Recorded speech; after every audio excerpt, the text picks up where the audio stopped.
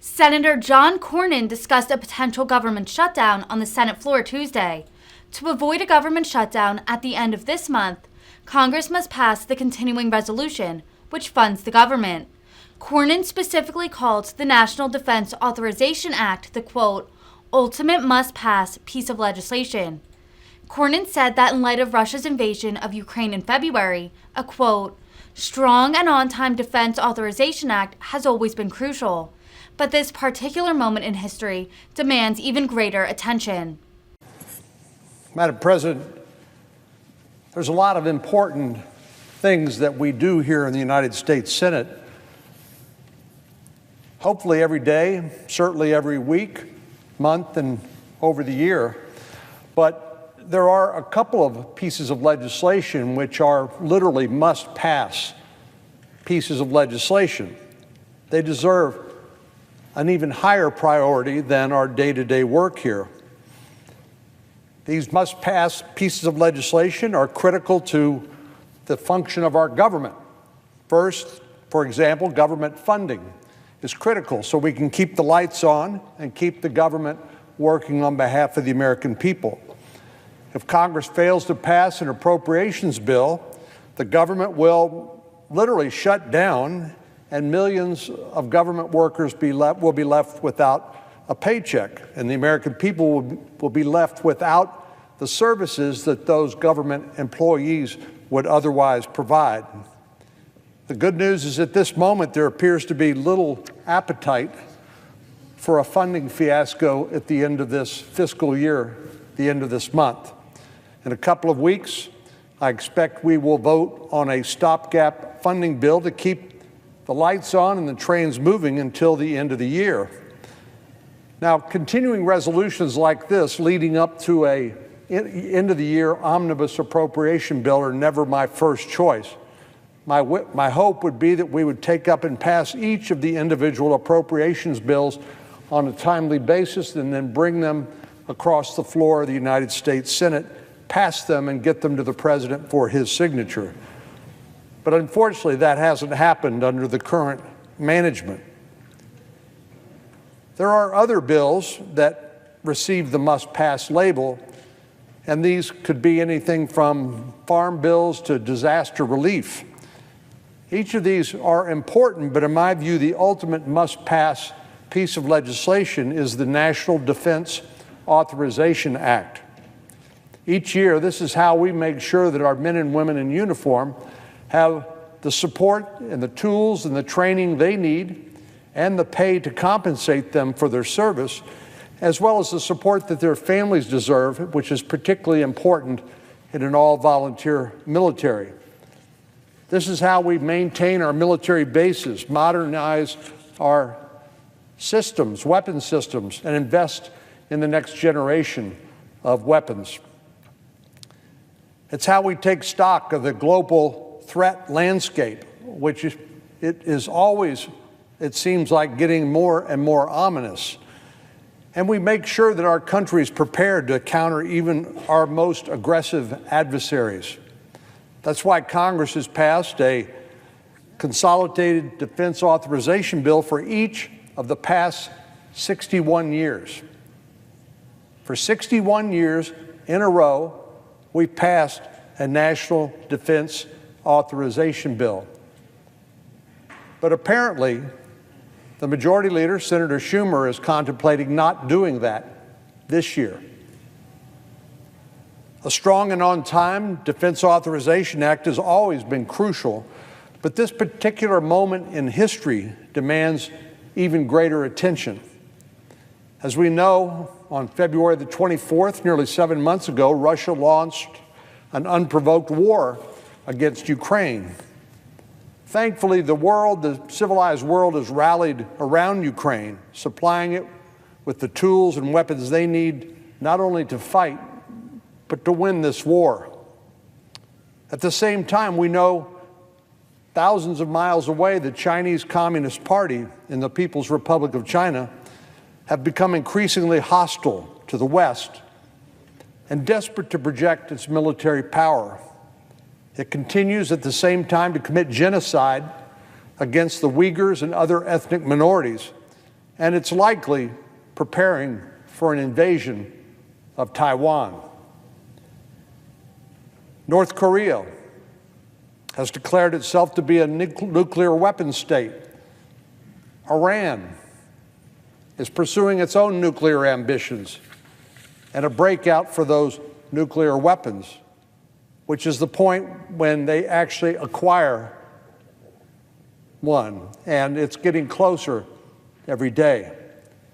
We know after the disastrous withdrawal from Afghanistan that the Taliban, which once gave nurture to Al-Qaeda and Osama bin Laden, that attacked the Twin Towers and the Pentagon on September the 11th, 2001. And of course, the political instability from the disastrous means or method by which we withdrew from Afghanistan, literally turning over billions of dollars to the Taliban and weapons that they never would otherwise be able to acquire, has created tremendous amount of instability in the region, where already Pakistan and India warily eye each other, both of whom are nuclear powers. So given the walk around the globe and the identification of these multitude of threats, you would think that passing a Defense Authorization Act would be the highest priority for the United States Congress, and particularly the Senate.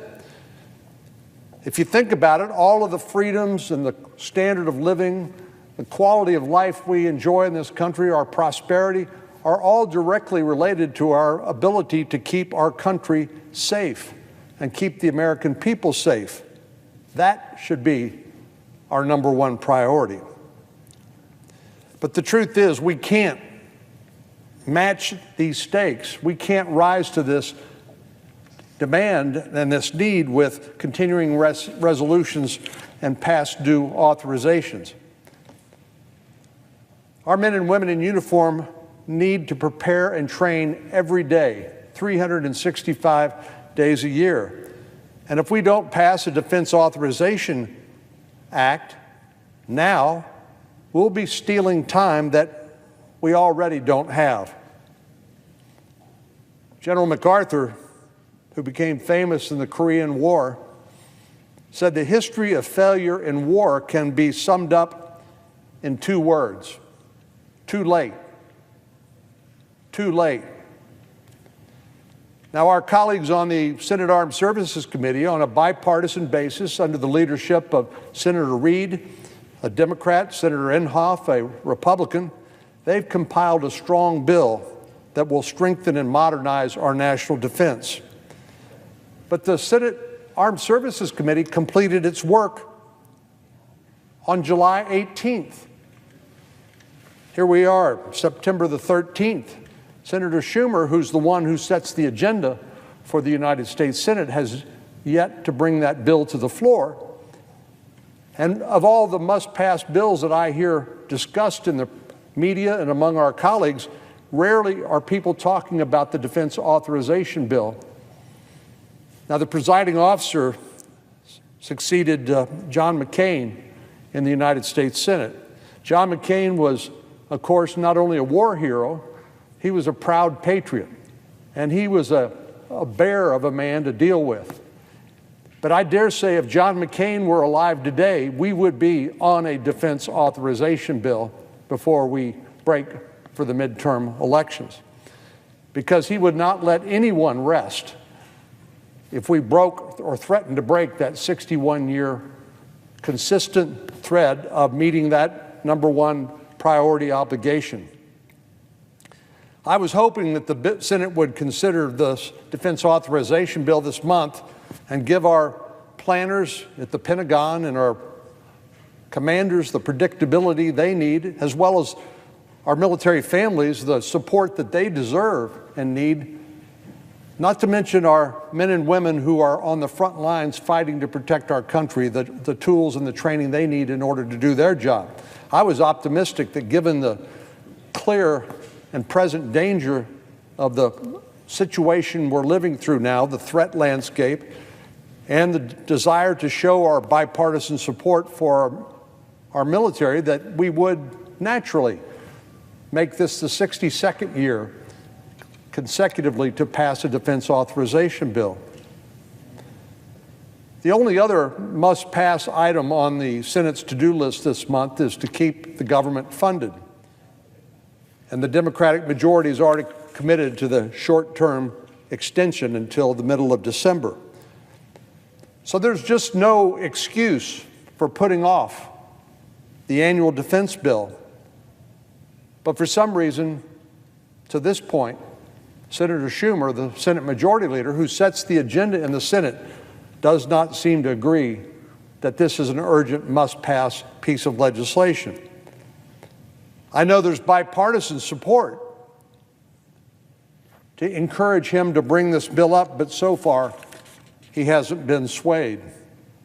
The defense authorization bill seems to be at the bottom of his priority list, below judicial nominations and a bill to codify a right to marry that is not even in jeopardy.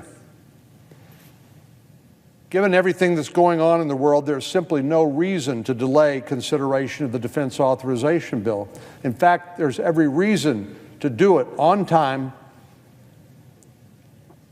and for the 62nd consecutive year.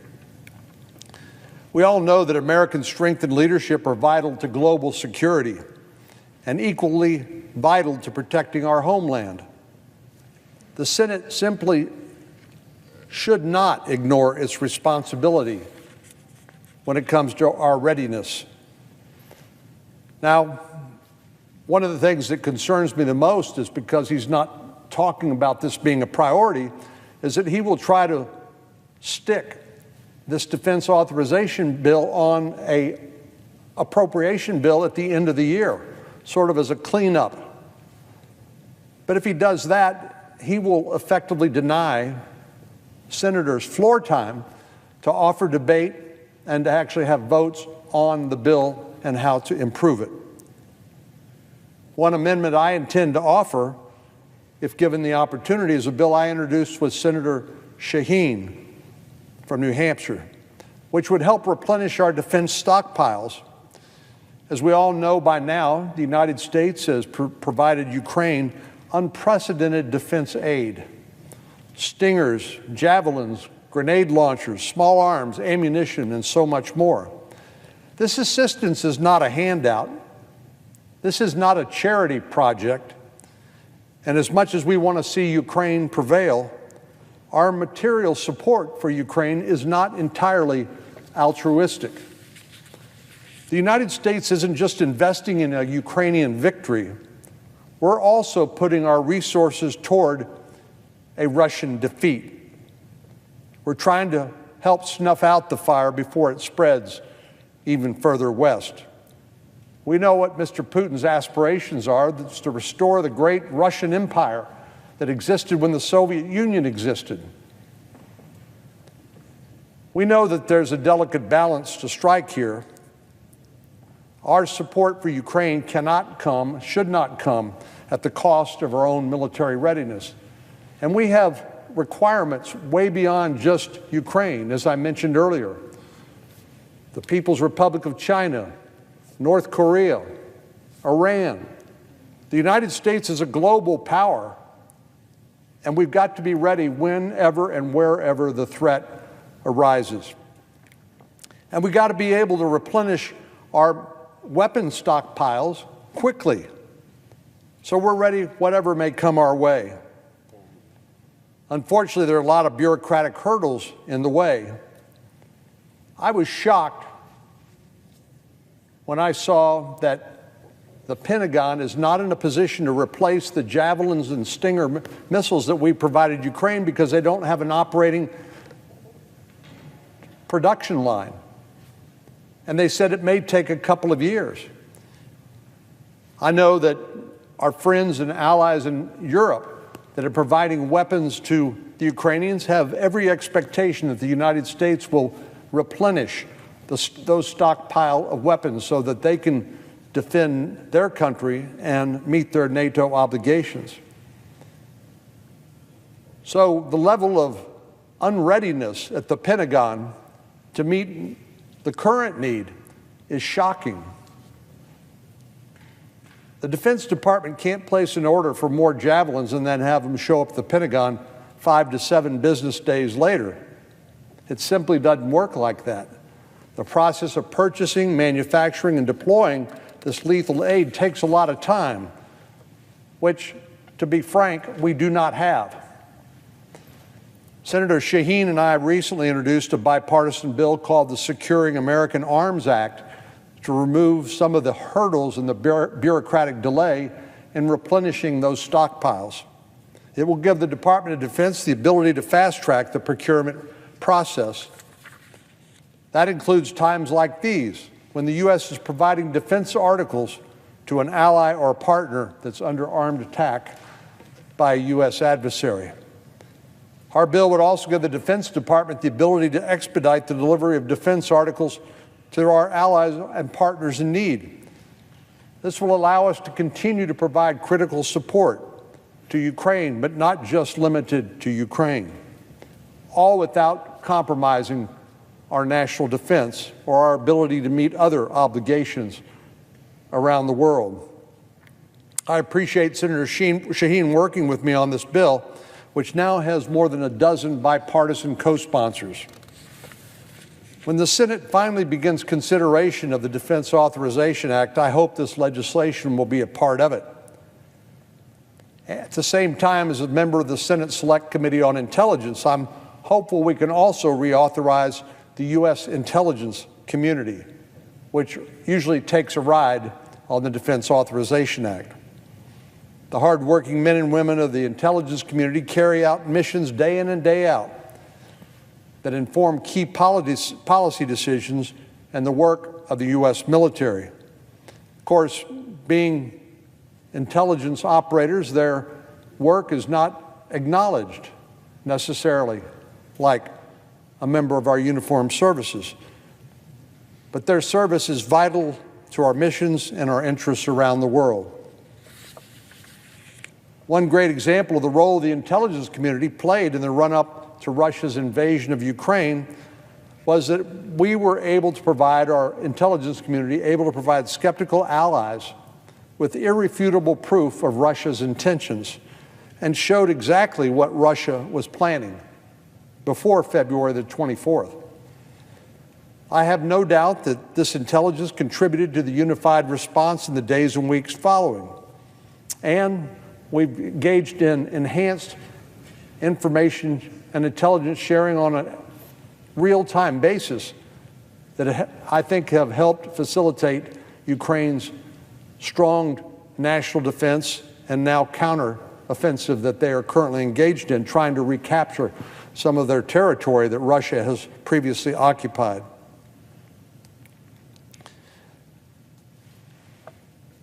I want to particularly recognize the chairman and the ranking member of the Senate Intelligence Committee, Senator Warner, a Democrat from Virginia, Senator Rubio, a Republican from Florida, for their leadership in helping us pass the Intelligence Authorization Act unanimously in July.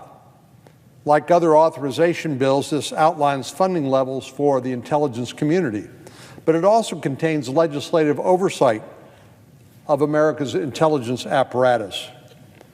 Strong oversight is crucial to ensuring accountability while enabling our intelligence professionals to accomplish the complex and difficult missions the American people demand of them. With the ongoing war in Ukraine and threats from China continuing to grow, we need intelligence at the speed of relevance. This is how we help ensure everyone, from our policymakers to our warfighters, that we will have the tools to maintain America's preeminent global position and ensure the defense of our homeland. I appreciate the hard work of Senator Rubio and Senator Warner to advance this reauthorization. And again, I hope when we take up the Defense Authorization Act at some point that it will be included. So, Madam President, let me just conclude again where I started. The National Defense Authorization Act is a must-pass piece of legislation. We've passed it for 61 years in a row. And yet when I hear Senator Schumer, the majority leader, talk about things we need to do before the midterm elections, I don't hear a peep out of him over his intention to move that Defense Authorization Act. Providing for the common defense is one of Congress's most basic responsibilities. If we can't keep the American people and our democracy safe, we will have failed in our first and most urgent duty. There's far too much at stake to let the NDAA linger on the Senate calendar for more months. And so my hope is that the majority leader will bring this bill to the floor this month, provide senators who are not on the Armed Services Committee an opportunity to participate in the process by debating and offering amendments like the one I described earlier, so we can strengthen our national defense at this critical moment in our nation's history. Madam President, I yield the floor.